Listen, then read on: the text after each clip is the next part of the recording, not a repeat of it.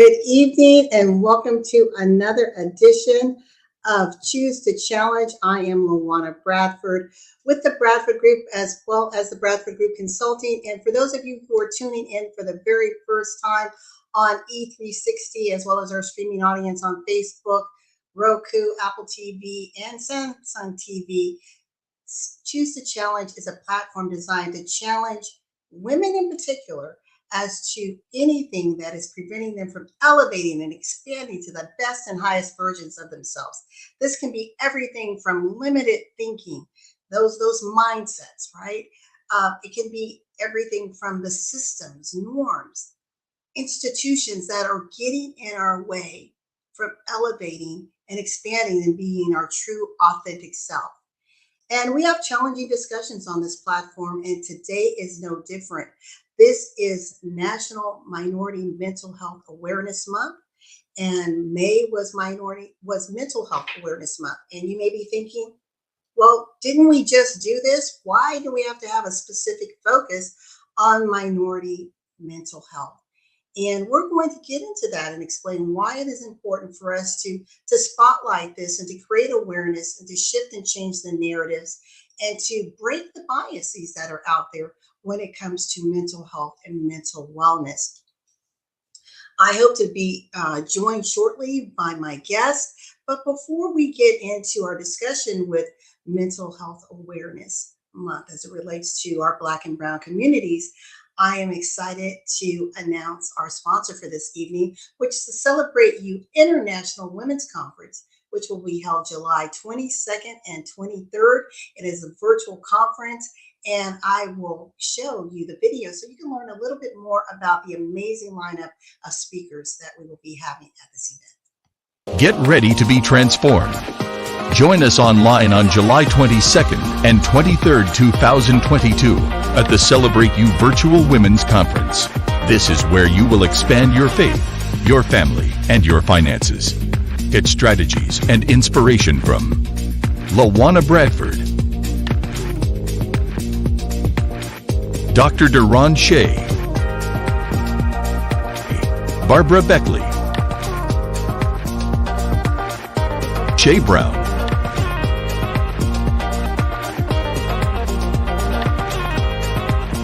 Deborah Morrison, Larcinia White, Audra Agin, Mary Ellen Siganovich, Tracy Oriomi, Marva Riley, Sammy Blendell, Wendy Corner,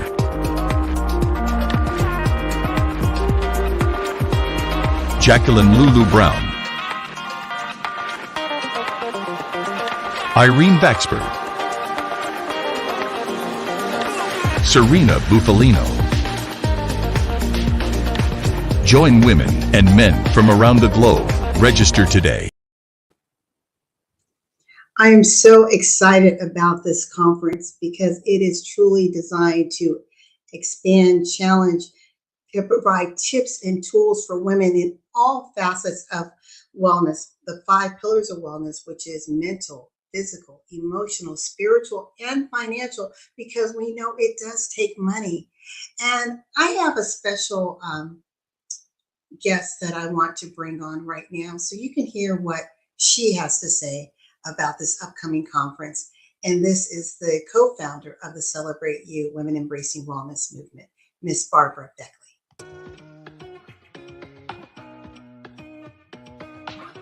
My name is Barbara J. Beckley, and I am the CEO of the Diamond Factor LLC. I am excited to be part of the virtual Celebrate You Women International Conference, expanding your family, your faith, and finances on July 22nd and July 23rd. This empowerment conference will be filled with messages to uplift and inspire. You will learn tools and tips and strategies to expand and celebrate your life. We will be joined by women from U.S., Ghana, South Africa, UK, Europe, Australia, Canada, and other places around the world. Get ready to be a part of something great. If you're a woman who wants to not only rise, but soar and live life to the fullest, this conference is for you.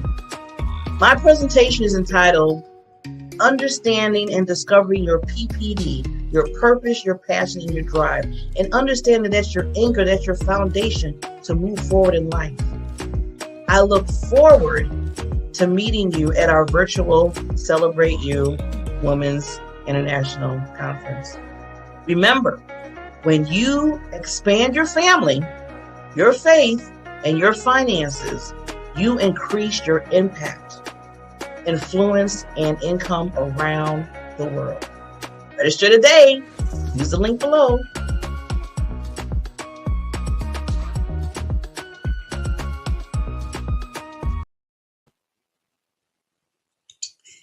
Well, I want to get right into this discussion about mental health. Let me put up this banner. I'm not certain, I apologize that our guests may not be able to join us. Life happens, right?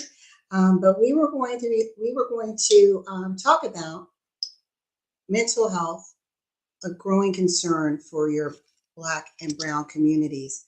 And I want to just let you know that this episode is for infotainment purposes only. It's not intended to diagnose, treat any mental health concerns.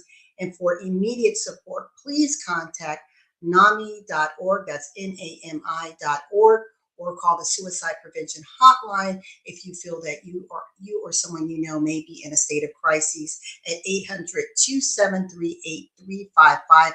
That is 800-273-8355. So let's dig deep into this for a moment. Mental health matters, right? Without mental health, what do we have? And we spend a lot of time sharing, talking, putting posts up about physical wellness. And when we think about mental wellness, it should be just a comfortable part of our daily conversations and activity, as is physical wellness. And we have, unfortunately, those stigmas, those biases, those stereotypes when it comes to mental illness. And the reason why we're focusing on the Black and Brown community this month is we know that one in five individuals face some mental health concerns at some point in their life. But within the Black and Brown communities, those numbers increase. And unfortunately, within the Black and Brown communities, they are less likely to seek the support and help that they need. Often we don't even recognize what could be placing us in a mental health crisis or mental health duress or mental dis-ease. Simple things that we think are, it's nothing, it's just a little stress. Or maybe there's anxiety that you're feeling, sleepless nights. Perhaps you're binge eating in some form or fashion, trying to, in your own way, medicate those feelings and create some sort of sense of calm by releasing those endorphins, those feel-good hormones, because you're dealing with some issues. And what I and my guests were going to talk about was, he is Coach Lyte. Wayne Lyte is a certified mental health first aid coach and trainer. And until I met him, I didn't know there was such a thing as mental health first aid, right? Just like CPR, there is a first aid, and it's a national training so that you understand the signs of what creates a person in a state of mental health angst, duress. And it's not always what you think. Sometimes you have a friend of mine, we were talking last night about this very issue. And she was a functioning person, highly functional, um, high performing individual who was dealing with major anxiety to the point that she landed in the hospital multiple times. She dealt with this for 13 years until she could find her way through adopting tools and strategies to navigate, right, life. Because we all are challenged at times. And I remember I was in 2019, well, actually 2020, at the height of the pandemic. I realized that there was a need to have this conversation about mental health and mental wellness.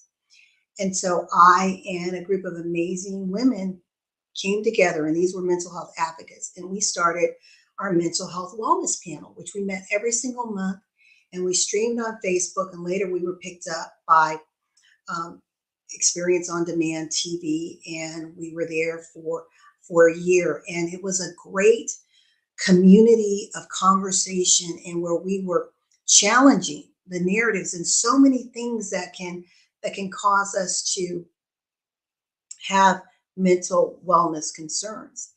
And I remember at the beginning of that, because I was the facilitator and had the experts and the advocates there, which now I have since become a very strong advocate for mental health and mental wellness. But I was there as a facilitator, and I remember our very first meeting, panel session, that I looked around and I said, okay, we are here and I'm here as a facilitator, but this is kind of your world, your lane of expertise. I'm good. I've never had, these mental health concerns. And I thought about it recently and thought, how arrogant of me, and how many people may still think that, because we have these preconceived notions of what mental health looks like or doesn't look like. And it's always the extreme, right? It's always the psychosis, the bipolar, they're the extremities, right? The multiple personalities disorders. We tend to not look at things like insomnia, high uncontrollable anxiety and stress as being a mental health issue, but in fact it is. And so as we were going along month after month, and I'm listening to these tools and techniques that they were sharing, I got to a point that I had my own realized first time mental health crises. And that was because, again, the pandemic ushered in an experience that many of us, all of us actually, have never experienced before. And that was in placing us in a place of isolation with limited human contact. So from the time of the shutdown to my birthday, so the shutdown was in February, early February, to my birthday on May 22nd, I had not had any human touch at all. And I remember my brother had a little party for me, and I went over there and we're outdoors. And when I felt the embrace of another human being, I literally just collapsed and started sobbing. And I didn't realize how much my body needed the interaction of another person. Beyond the videos, beyond the phone calls, we are meant to be touched. We are meant to be held. We're meant to engage with one another face to face, even though the virtual platform is wonderful and we can reach the masses, but we were not meant to be alone. And when you think about mental wellness and where we are now with the pandemic, mental health has become another crisis. It's the second pandemic. And around the world, the World Health Organization and other major organizations are talking about, how do we get our hands around this? How do we deal with a crisis that we've never dealt with before? Now let's change this to the Black and Brown communities, where you have those stereotypes and that are there. And we've heard about those on the news, where a person may have had some mental health issues or concerns, and a police officer may have seen them, thought that they were doing something else when actually it was more of a mental health concern. and they ended up being killed, unfortunately. So from that extreme, so you're looking at the anguish in our communities, in the Black and Brown communities, about the safety of just of going out, and the need for our first responders to be educated. So this is where this first aid, mental first aid, comes into play, to have these resources, these trainings, so that our first responders are better equipped to recognize and to respond accordingly rather than to respond defensively. And I think about just our access to healthcare, and having healthcare with individuals who look like us. And that's another thing when you're thinking about, you're dealing with a crisis and you want to have a conversation with someone that can relate to whatever you're dealing with. And that's no different from whether you're a Caucasian to an Asian to a Hispanic to an African American. Culturally, ethnically, there is something that is comforting there when you are looking across at someone and having this conversation, and you're sharing cultural experiences that they can relate to, that they can nod their head and say, okay, I get it, I get you. Well, right now with the crises, mental health professionals are at a shortage. We have more need than we do those who can support and care for that need. Now let's pare that back even further when you're thinking about our Black and Brown communities, where the numbers of clinicians and mental health professionals are so small when you compare it to the critical need that we have to serve. So that's part of the conversation, is looking at, when we're thinking about public health and wellness, is making sure that within our pipeline programs, our colleges, that we provide this information so that we start to have more of our the next generation coming out into the public health field, who are also looking to serve in the mental health arena. And then when we're thinking about access, right, our ability to afford the care. If you are underinsured, then your health insurance coverage may or may not cover any sort of therapy or psychiatric care, or you may only have a couple sessions. Or if you're going to your employee assistance programs, there may only be a couple sessions. Well, depending on what you're dealing with and what sort of crisis you're in, you may need more than a couple sessions. So the broader conversation, and this is why it takes community involvement and all of us to be at the table. What can we do to ensure that everyone has equal access to the care, the support, the education that they need in order to live their best and well life possible?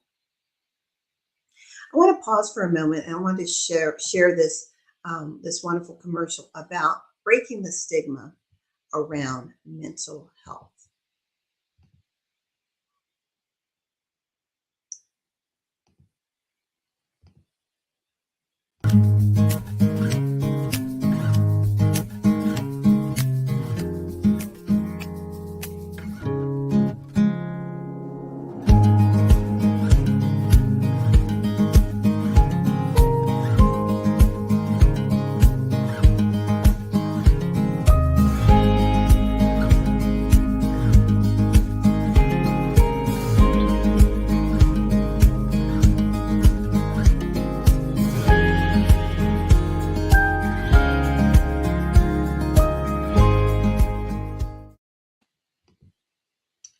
The end of that video was talking about choosing empowerment over shame, and that is so important, that when we're dealing with individuals who have, whether it's mental health concerns or we're just talking about mental wellness, and what it takes to ensure that we are always functioning in a state of mental wellness, is we have to get rid of the shame, we have to get rid of the guilt, we have to get rid of the blame, and just have a conversation and be walking in love and acceptance. And I'm so glad that Coach Lyte has been able to join in. I'm going to bring him to the stage. How's it going? How's it going? Hey, how's it? Great day. And I hope you can hear me. and see me. Yeah, I'm gonna move us up, bring you in nice and close. Um, oops, we lost him again. Yeah. Coach Lyte, there you go. Yes. Thank you. Thank you. Thank you. So this has been this is live. This is what it looks like. Yes, So tech situations and life situations.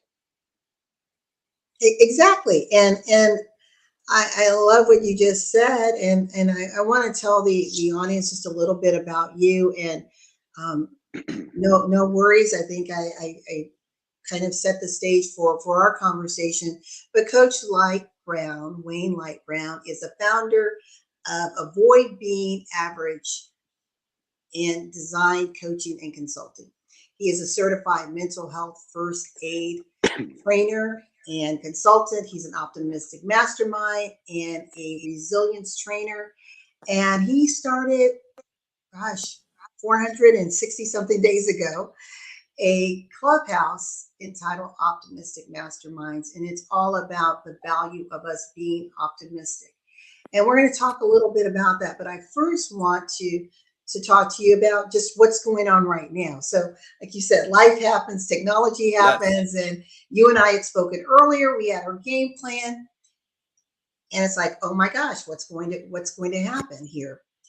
Now, let's talk about you and I have the balance that we can pivot and just go with the flow. Yes. But take this same situation or something even more grave, Coach Light, where someone doesn't have the skills to adapt and flow. What do you have to say to those individuals? You know, always the first thing is to breathe. And why I always start with that, it's something so simple, yet we always overlook. Right? The first lesson, and you've heard me share this before, the first lesson that my son taught me, which I noticed when he was born, was we breathe life, right? That's how we actually identify that life exists, because we what? We're actually breathing. I mean, it's so simple and straight right in our face, but don't we all overlook that? Don't we hold our breath when we get anxious? Don't we, we get that experience of like, uh, right? All of that, all of that. So I always go to that first, because what a breath does is it allows oxygen to circulate through your entire body, right? So for you to be present, you take a moment, you stop, you breathe, and Sister LaWanna, the truth is, the tech issue was one piece, and I live transparently, right? You would never know that what also was going on before this was a crisis call, Mm, right? So in the nature of my work, I don't get to say, hey, when I'm on or when I'm not, per se, right. right? And there's a process, right? So before I go into like some of the process, what that looks like, this is why I always share: breathe first, right? That's the first piece that we get to be with one another, and we don't always just, hey, just breathe. We just be there for a moment. I like what you said about breathing. And when we pause and really just resonate on what the breath is, I mean, it is our life force. But you're right, often we are not breathing. We're merely existing and we're holding our breath. And it's not until someone tells you to breathe that you realize how shallow your breaths are, right? Yes.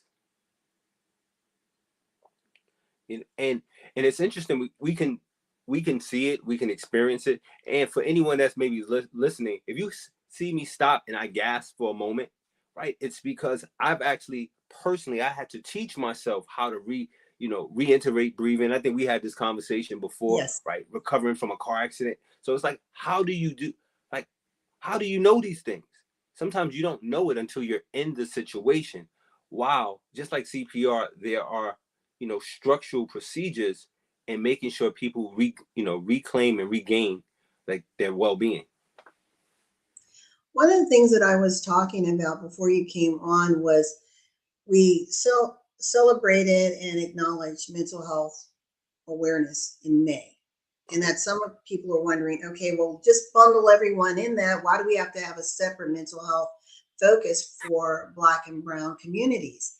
And I was talking about some of the biases and taboos that we have, right? For us, and I don't know how you were brought up, but it was don't air your dirty laundry. You're stronger than that. You come from good stock. We've dealt a lot, have gone through a lot, so you can rise up, or shake it off. All of these things that if you cry out for help, you almost feel like, well, maybe I'm letting the people down, right? Maybe I'm letting the race down because I'm not showing the strength that's inherent in the bloodline. Interesting. But now you said something that was very profound.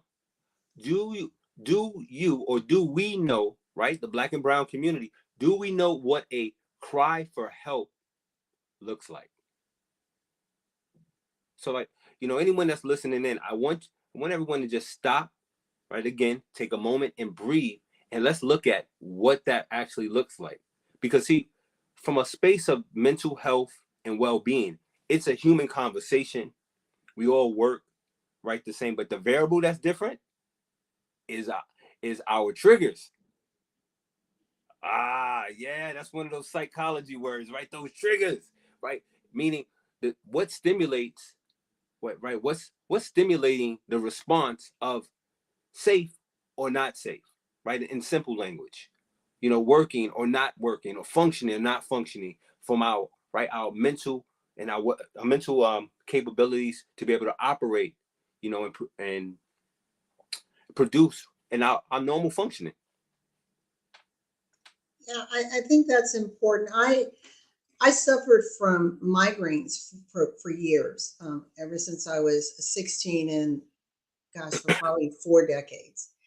And I remember always talking about knowing my triggers, knowing those little things that, I could do one thing and I knew within 48 hours that's what was going to happen.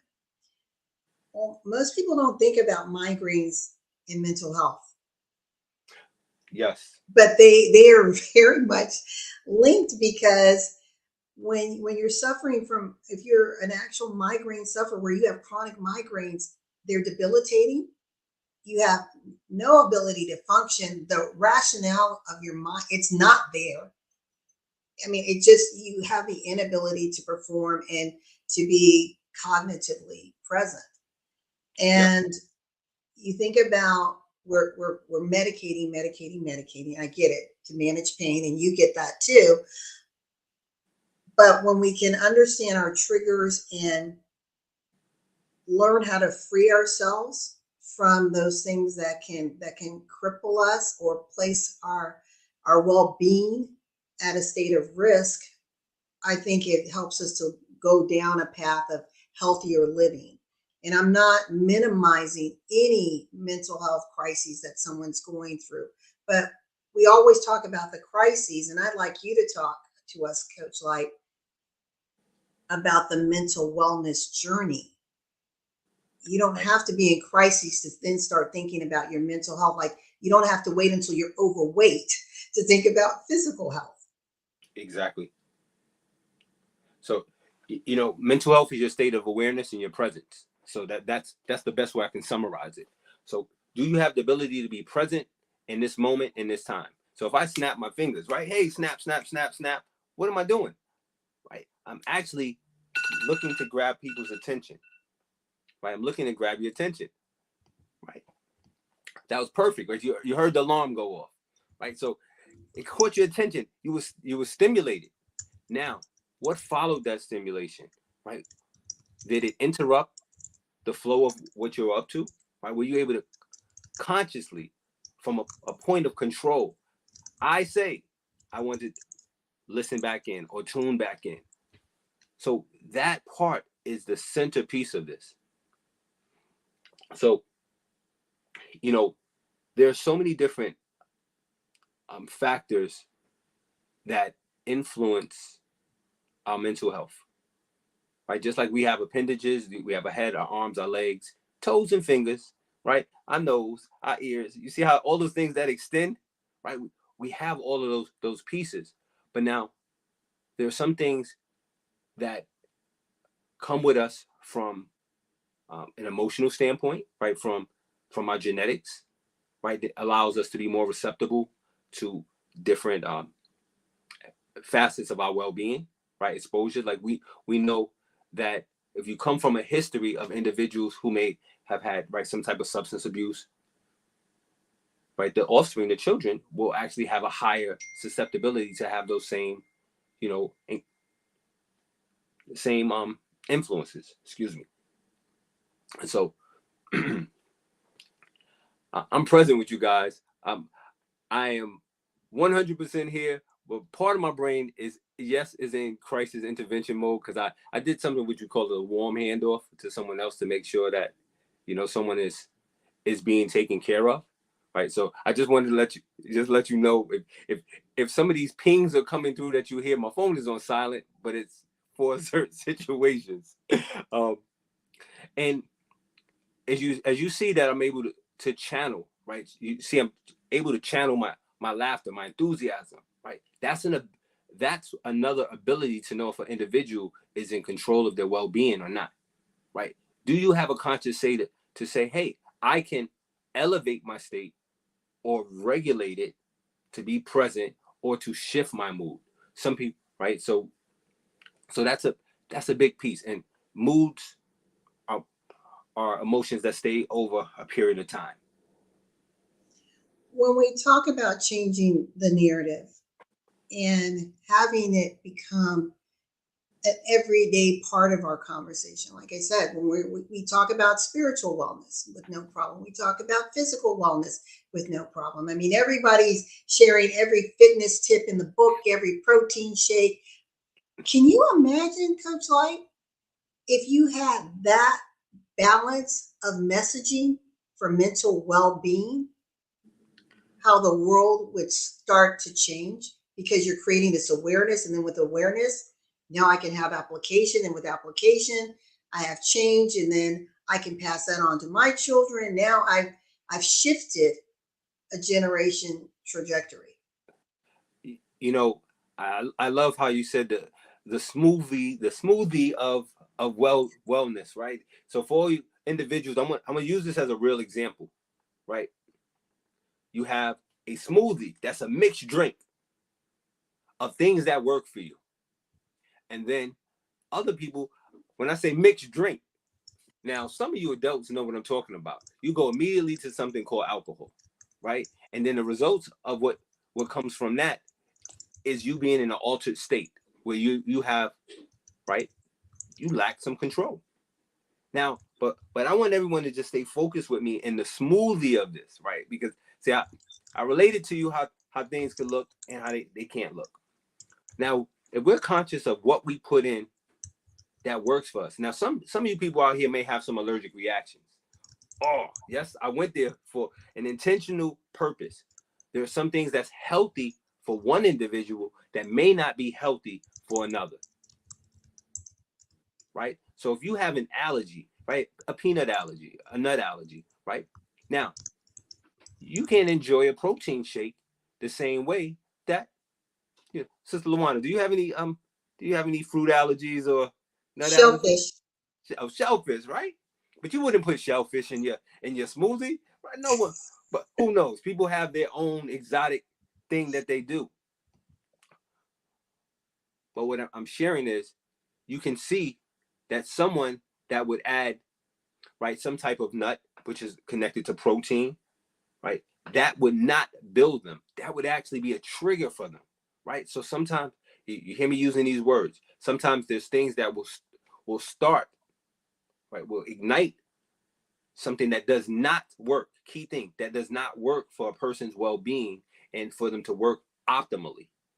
Where, guess what? You know, you might say, hey, I want the banana, right? I want the plant-based protein. You know, give me that ice. Put up, hold the almond milk. You know what? I might have to do regular milk. You see that? Right. Like, wait, hold on.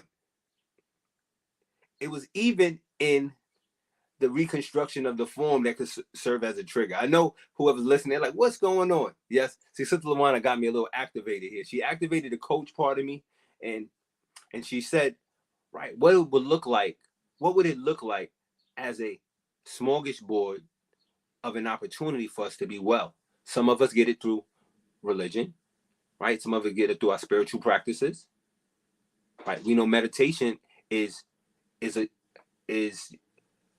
synonymous to prayer, but it's conscious in a different space. So it's like, what are you intentionally focusing on? What do you are you regulating your breathing? Right. Back to that breathing component again. But then some of us that just simply, we praying. I wonder, are you igniting some of the stuff that's going on? Right. I'm just saying there's might be some of my church folk in here. Right? Oh, Lord, Lord, Lord. Right. Are you working yourself up? Right. Are you consistently saying, having a conversation over and over without it being intentionally interrupted, right, to create a space? And some people don't have that ability. And that's one of the first signs, right, that something is not working. When someone cannot stop, or if they keep saying the same thing over and over and over in a loop. I know someone may be listening like, I've heard that before. So that's a sign where there's some trauma going on, when the conversation can't move forward, and you just see it keep coming right back to, whatever is inflicted on. Right?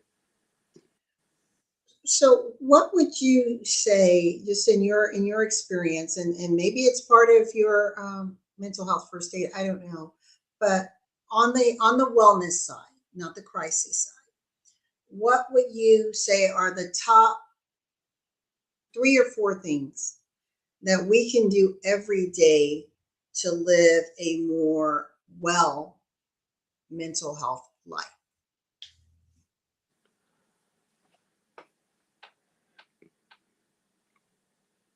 So, top 3. Everything, I'm going to put this all into one piece for this one. What we take in. First is what we take in, what we expose ourselves to. Always what we expose ourselves to, right? From simple, right? Everyone has their phone in their hands. That piece. Again, what's stimulating you, right? The conversations that you're having, what you're taking in from your diet side. You heard me say smoothies again, right? The basic things. Are you taking in water versus sodas, right? Caffeine, right? So I always go there first. The conversations that you're having with yourself or with others around you, are they healthy, right? Are they benefiting from a point? Are they benefiting from a point that is building you? Is it positively reinforcing you with the results that you want to produce? Now, if someone is going through something, it's hard for them to see that they have a future because they're in the thick of it. But you know what happens? When someone is listening from a non-judgmental place, which is one of the action steps, a part of mental health first aid, listening non-judgmentally, right, creates an opening for greatness, an opening for possibility, an opening for future. Right. So, you get me worked up in here now. So, I think I gave you 3 all in one. So you said that you want, the first thing is assess what we're taking in, whether it's the conversations, what's coming in our eye gate, ear gate, also what we're eating. What else can we do every day to be consciously guarding our mental health? I mean, you want to give reassurance, right? So that's a tip that goes out to others, but it's something that you want to also confirm for yourself, align yourself. Right? How do you reassure and affirm self? Right. This is that point of self accountability. Right? We hear accountability all the time, but accountability is connected to someone else. But self accountability is saying, "Hey, I gave my word to this." Right? Measuring this. So how do we do that? Exercising. right? You may be going through something physically. You may be recovering from an accident. You may be recovering from a surgery, any type of thing that may have shifted your physical well-being. But guess what? If you guys look at me right now, this is my right hand, right? This is my left. Now, this is as far as this one can go up. Okay, it still can go up a little bit. And it's been almost 2 years I've been recovering from a car accident. So I like to show you in real time, right? This is what I deal with. See, I can touch the back of my shoulder with this one, but this is as far as this one can go, a little bit, right? And so you see my hair. My hair is not already done on one side. I'm showing you from real life because that's in a real life experience, Coach Lyte's world. That was some trauma. That was something really that impacted me. So by every day stretching just a little bit, that physical piece, I call it the itsy bitsy spider for me, right? That's what I call it. But it's this using the same discipline and muscle that I would do before if I was doing push-ups every day, pull-ups, right? And part of my calisthenic workout routine, right? Ritual for my life. So we have, just want to remind the audience, we're here with Coach Wayne Lyte Brown, who is here to give us some tips and tools to create mental wellness for ourselves. But we were also talking about some of the challenges that we have within the Black and Brown community, getting rid of those stereotypes, those biases, and creating the opportunity to shift the narrative by having those conversations where mental health becomes a normal and comfortable part of our day-to-day interactions. And he's giving us several tips about mental wellness, mental health. And the first daily we can do is, as you said, be responsible and assess what we're taking in. Ear gates, eye gates, what we're eating. You also said, and I like this, about giving reassurance to ourselves, right? Mm-hmm. That self-talk. No matter what other people are seeing out here, what do you say about you? And having that self-accountability. So what's tip number 3? All right, I'm gonna give it a double E. Okay, so that's the encouragement for yourself, right? As well as, you see, I keep going back into the self of, right? So, and then asking for support, right? Encouragement to engage with others too, right? So now, usually, if someone's going through something from a crisis standpoint, they're in a almost like a fog. Now, the blind spot for support, I'm okay, I'm fine, I'm good. I mean, one of the things we always like to say is, unfortunately, in a lot of our neighborhoods, there are certain types of stores which becomes, people's treatment centers, right? People happy hours for other people, right? That's what they say. So that's why, if you heard me share before, I said I threw out that analogy of that mixed drink versus the other mixed drink that's healthy called a smoothie, because it's important to put that on the spot, because one of the things that has been approved from a socially acceptable space is, right, the use of alcohol, right? And then what happens is people are in an altered state, and then they're not, for that moment, they're not present to their problem, and then it all comes right back, right? And or then they have so many other things that show up that it becomes a compound experience. And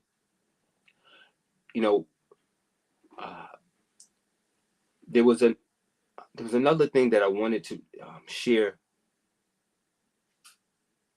because mental health, mental wellness is a everyday practice, right?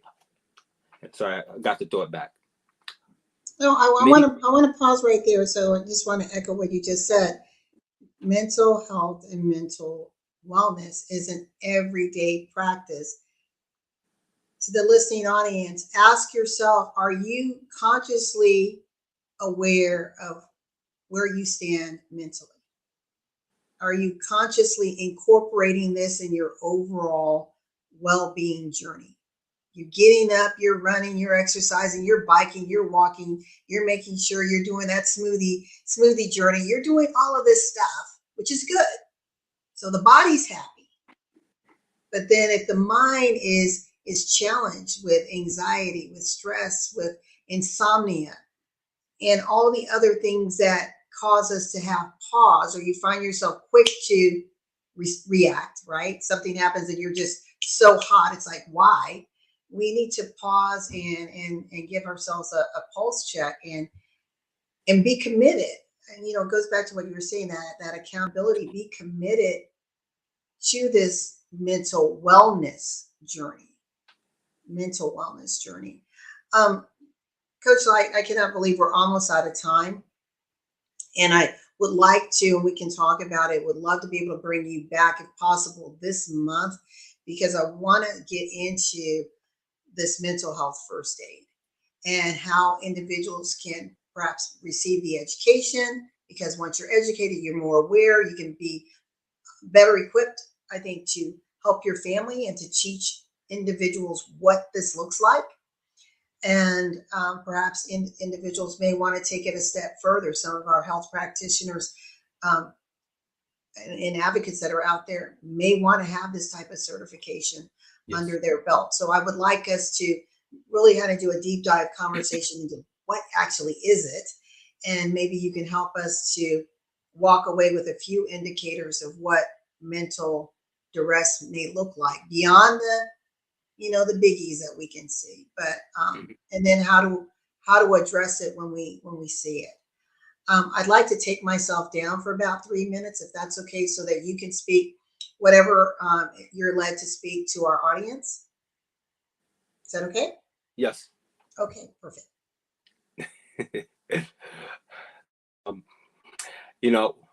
First and foremost, I want to thank Sister LaWanna for having me. And as we assess our own mental health, it's important to be able to assess others' mental health. And I think that's what Sister LaWanna was pointing to. And one of the things we didn't get the chance to speak about, which I will speak about the next time I show up, is about a conversation that many people have that excites and ignites people, right, in provision, which is around money.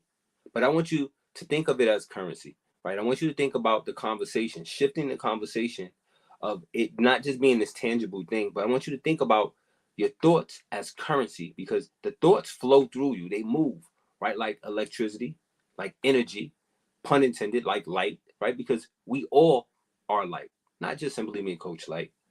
And what we're looking for in connection to others, right? When in distress, we always want to make sure that people aren't, in a space of self-harm or a risk of suicide. And we want to make sure that we can listen non-judgmentally, being present, not actually projecting our thoughts, already knowing what someone else is going to say. And again, I shared about giving reassurance and pointing people in the direction of information that can benefit them, right, from a healthy standpoint. If you don't know it, connect people to an individual or resource that is knowledgeable or professional. It's okay. A lot of times in our communities, right, in Black and brown communities, we look at getting support as a stigma. But now, guess what? No, right? It shows that you're strong. Just like if you had a slow leak in your car and a tire, where would you go? You go to a tire shop. If something's showing up with your car that, check signal with light, engine signal, you're going to take it to the mechanic. And again, right, encouraging, self-help and other support strategies is essential for success, right? For the success of life to continue, right, going and growing on. So I'm inviting everyone that's listening to walk away with this. Each and every human being on this earth has experienced some type of trauma at some point in time. Some things that I like to say have been either suppressed or repressed, right? And we know that we've just all experienced a season, right? A global season of change, which has impacted us all in different ways. So I'm inviting you to look at yourself, assess, how are you, right? How are you, how are you doing? Right? How are you being today? Beyond the how am I feeling, right? Like, feeling is something that you feel in your hand, you touch. But from an emotional standpoint, give yourself a checklist, right? 1 to 10. 10, I'm feeling great. 1, not the best. And be honest with yourself and keep yourself around things when you're below that 5, right? For things that keep you smiling, keep you lit up, right? And talk to people who reinforce the greatness in you. Sister LaWanna, I think this has been an amazing experience as always, and another tip, an immediate tip and resource, if you have someone that is at a risk with their life, you can say, I see you, you matter. Right? You always want to check in. This is one of those basic pieces I give someone. You ask someone, can you hear my voice? Because why? It's about presence. When we're present, we're connected to life. And it's beyond, our voice, but it's with one another. So to be able to hear, right? To really be able to hear what's going on, to then be able to know how to greater support. This has been great. I can't believe we're already out of time. Thank you, Coach Wayne Lyte Brown, for joining me. And for those of you that want to learn more, connect with Coach Wayne Lyte Brown on Instagram. Just connect with him. He's a brilliant man, but also has a passion and a heart to help people live their optimistic best life. And he is a strong mental health advocate and coach. And you can also be a part of his clubhouse, the Optimistic Mastermind, where he engages us in conversations, but then actually challenges you each day with, where are you really? And I love what you said, Coach. It's invitations. It's not about challenges. Put on your platform is a challenge. Yes, no, I'm messing with you. But you said it's not about how are you feeling, how are you being? Yes. If we just sit into that. So we will be bringing Coach Lyte back. It's not when, it's going to be sooner than later, hopefully in the next couple of weeks for a part 2. There's a lot that you said here. I love from what you were talking about as far as our mindsets and thoughts being currency, how we're showing up for people, listening intently without trying to jump in and make all of these speculations. It's really about this love walk and a walk of empathy where we can serve and support and uplift one another. So I want to really dig into that conversation. And also, again, as I mentioned, explore this whole mental health first aid component, because I know the work that I'm doing in just using my platform to create a conversation around mental health. I'm interested in taking the course or being certified, whatever the steps are, simply so that I'm more aware. Because as I'm sitting at these tables, I'm sitting from a layperson's perspective, but to have some breadth of knowledge that I can have more meaningful engagement, then I think that will be a benefit to me and to those that are listening to me. So again, I want to say thank you so very much for being on our platform. We will talk and set a time to get you back on here. So to our listening audience, thank you so much for joining us for another edition of Choose to Challenge. We will see you next Monday, every Monday at 6 p.m. Eastern on e360tv.com. And just remember, as Coach Lyte said, we see you, you matter. And as I always close, when your vision intersects with opportunity, success is inevitable. Until next time, good night, everyone.